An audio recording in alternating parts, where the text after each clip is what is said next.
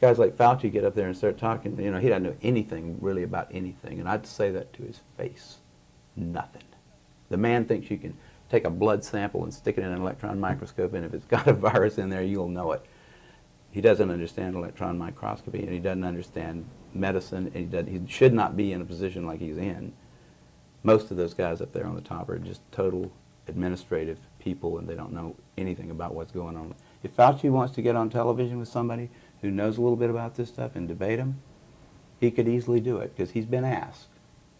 I mean, I've had a lot of people, president of the University of South Carolina asked Fauci if he'd come down there and debate me on the stage in front of the student body, because I wanted somebody who was from the other side to come down there and balance my, because I felt like, well, these guys can listen to me, but I need to have somebody else down here that's going to tell me the other side. But Fauci didn't want to do it.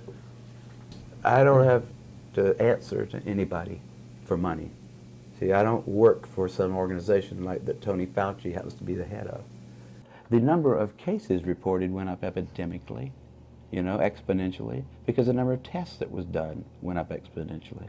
I asked, the first time I ever saw one of these CDC graphs, it showed this thing going off the page.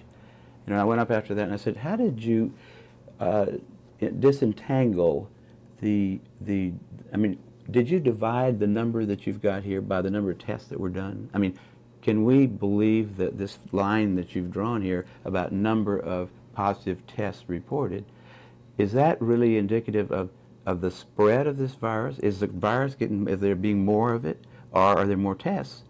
If you divide by the number of tests you do, you don't get any kind of a curve going up. It's just, those guys have got an agenda, which is not what we would like them to have, being that we pay for them to take care of our health in some way. They've got a personal kind of agenda. They make up their own rules as they go. They change them when they want to, and they smugly, like Tony Fauci, does not mind going on television in front of the people that pay his salary and lie directly into the camera. I mean, did you ever meet Linus Pauling? I unfortunately did not bother to go down there, just like I didn't go up to see Richard Feynman until he was dead. Those are two people I wish I had just said hi. I'd just like to shake your hand because you were cool people. I knew Linus Pauling for a long time, and I found it interesting that of all the Nobel laureates in the United States and around the world, he, having two unshared, I'm not aware of any other American to have two unshared Nobel Prizes, was never respected again by mainstream medicine or science when he supported that vitamin C could cause an improvement in people with terminal cancer. And I watched how all of his funding dried up, even though he was one of the founding members of the National Academy of Science. He couldn't even get a grant from them. And it took him almost 14 years just to get a mediocre grant to study cancer.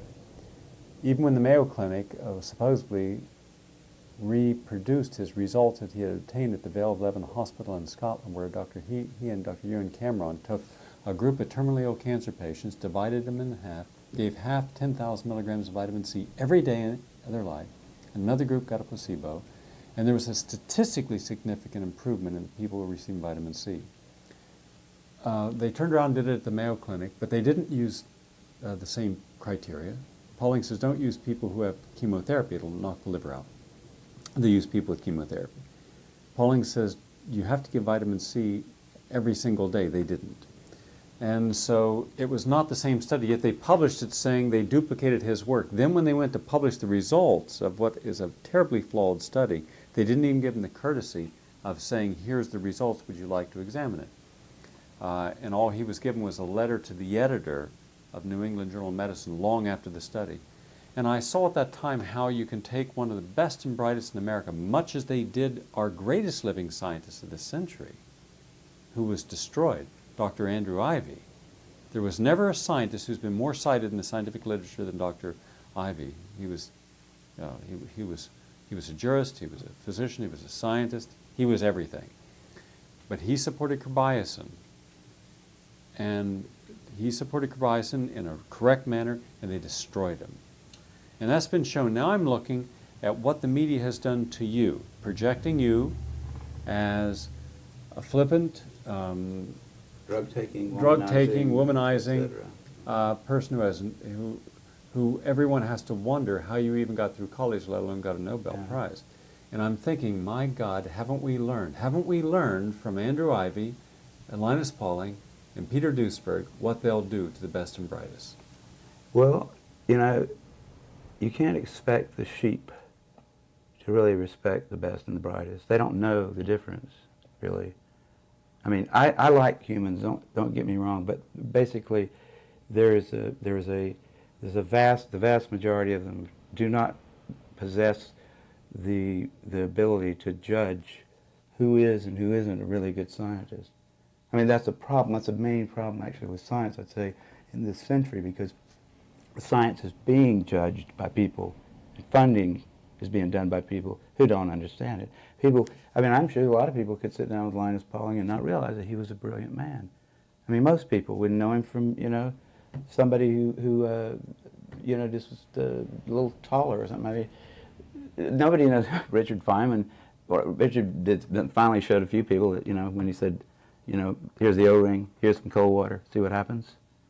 That he at least knew how to, I mean, but no, most people don't understand what a brilliant guy that Feynman was. There's a handful of people at any one time in the world who are capable of really doing innovative things.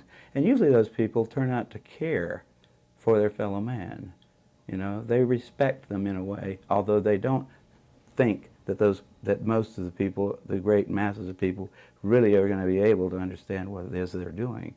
You know, it's got to, before the transistor radio, most people didn't really understand who John Bardeen was, right? John Bardeen didn't know who John von Neumann was, who was 50 miles away, who needed those transistors really bad with his ENIAC. I mean, there's not a lot of specialized scientists. They're not. You don't expect everybody to understand what it is you did. I don't expect my mother to really understand how clever PCR was. I can't explain to her. It was only a few people, you know, that really could see what a clever idea that was at first. Now everybody says, well, it's a wonderful thing because we hear about it all over the place. But see, what I'm saying is, if you're one of these people like Linus Pauling, I'm sure Linus did not expect to be appreciated. You know, I find the scorn of the masses to be sort of a, you know, I mean, if they love you too much, you're probably doing something wrong, don't you think? I mean, the guys that if they're willing to elect a president who lies right in front of them and says, "I just put it in my mouth, I didn't inhale it," and by the way, Mr. President, it's illegal to have it in your mouth too, whether you inhale it or not, you know. But somehow, people say, "Well, that's such a clever way of getting around that issue." Wasn't he? He's a real diplomat, right? He's a lying bastard, is what he is. But we elected him. You know, there wasn't a whole lot of other possibilities. There never is. But that's the kind of people that you don't expect them to know whether Linus Pauling would be. You know, Linus's first paper about that business of ascorbic acid is all it took to convince me, just the theory. He says, look, here's where we came from. 20 million years ago, we're eating the tops of green plants, of little leaves.